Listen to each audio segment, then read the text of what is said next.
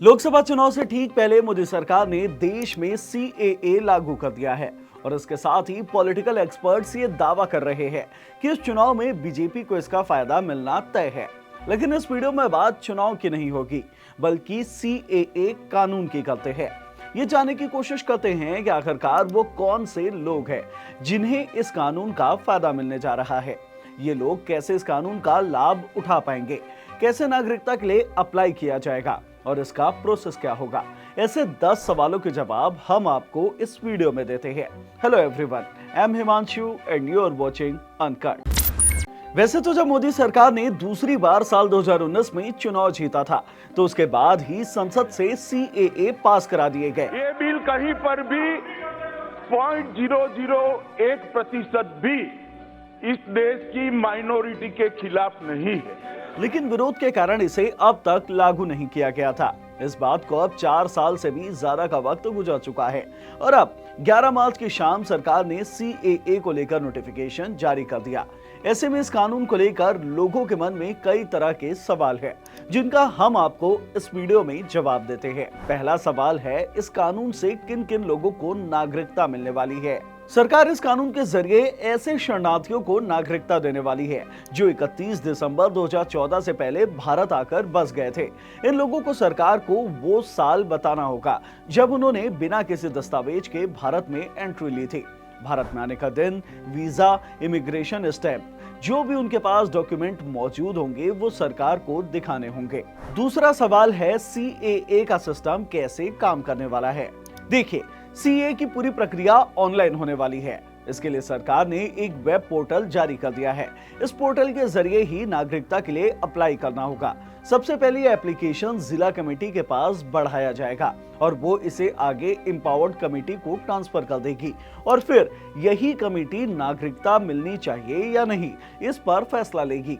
इस कमेटी में डायरेक्टर के अलावा 7 और सदस्य होंगे, जिनमें आईबी के, रीजनल रजिस्ट्रेशन ऑफिस के, पोस्ट ऑफिस और राज्य सूचना अधिकारी जैसे ऑफिसर शामिल होंगे। तीसरा सवाल, सीएए में नागरिकता के लिए क्या दस्तावेज होने चाहिए। भारत की नागरिकता हासिल करने के लिए जो ऑनलाइन फॉर्म है, उसके शेड्यूल 1A में 9 तरह के दस्तावेज मांगे गए हैं। शेड्यूल 1B में 20 तरह के और शेड्यूल 1C में एक शपथ पत्र सबमिट करना होगा।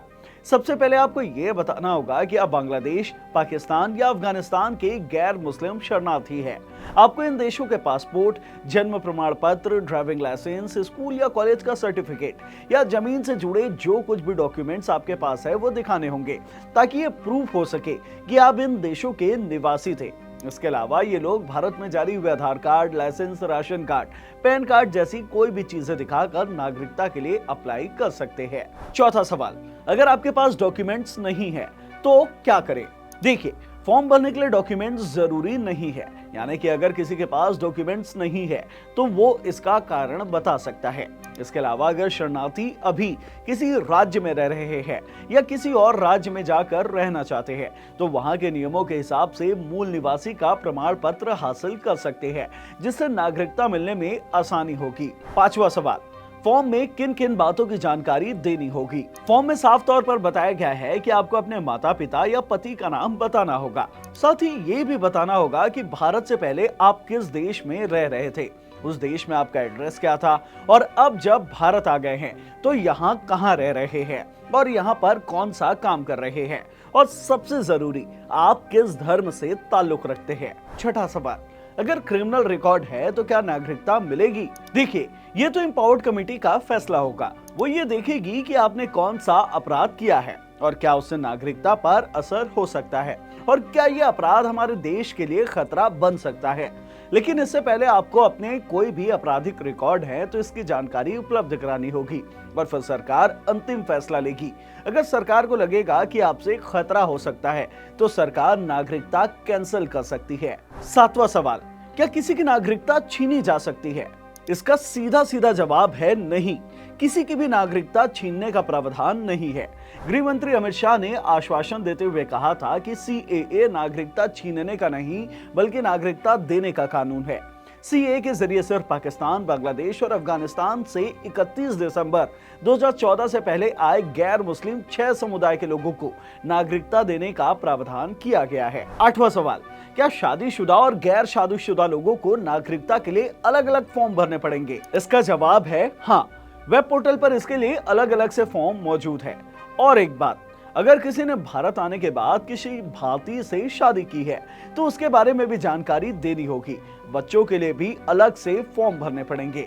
9वां सवाल, फॉर्म भरने के बाद नागरिकता का सर्टिफिकेट कैसे हासिल किया जा सकेगा? देखिए, जब आपने पूरा फॉर्म सही से भर दिया और कमेटी ने आपका फॉर्म एक्सेप्ट भी कर लिया तो इसके बाद आपको तुरंत एक डिजिटल सर्टिफिकेट जारी कर दिया जाएगा। अगर हार्ड कॉपी चाहिए तो वो भी उपलब्ध करा दी जाएगी। 10वां और सबसे जरूरी सवाल, नागरिकता पाने की क्या क्या शर्तें होंगी? इसके लिए कुछ शर्तें सरकार ने लागू की है। पहली शर्त ये है कि नागरिकता के लिए आवेदन करने से पहले कम से कम 12 महीने तक आपको भारत में रहना जरूरी होगा। यानी कि ये देखा जाएगा कि 1 साल तक आपने कोई विदेश यात्रा तो नहीं की है। दूसरी शर्त यह है कि इन 12 महीनों से पहले 8 सालों तक का रिकॉर्ड खंगाला जाएगा। इन 8 सालों में कम से कम आपको 6 साल भारत में रहना जरूरी होगा। तीसरी शर्त यह है कि आपको अपनी पुरानी नागरिकता छोड़नी होगी और भविष्य में उसके लिए कोई दावा नहीं किया जा सकेगा।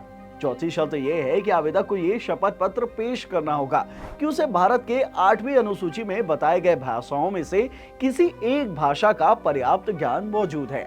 और 5वीं शर्त यह है कि उसे भारत के संविधान के प्रति सच्ची आस्था और निष्ठा रखने के साथ ही ईमानदारी से भारत के कानूनों का पालन करने की शपथ लेनी होगी। तो ये थे वो 10 सवाल और उनके जवाब जो सीएए और नागरिकता को लेकर लोगों के मन में उठ रहे थे। सीएए को लेकर जो भी अपडेट सामने आएंगे वो हम आपको बताते रहेंगे। ऐसे ही नॉलेज से भरपूर वीडियोस देखने के लिए आप हमारे चैनल अनकट को सब्सक्राइब कर लीजिए और अगर ये वीडियो पसंद आई है तो इसे लाइक और शेयर करना मत भूलिएगा। धन्यवाद।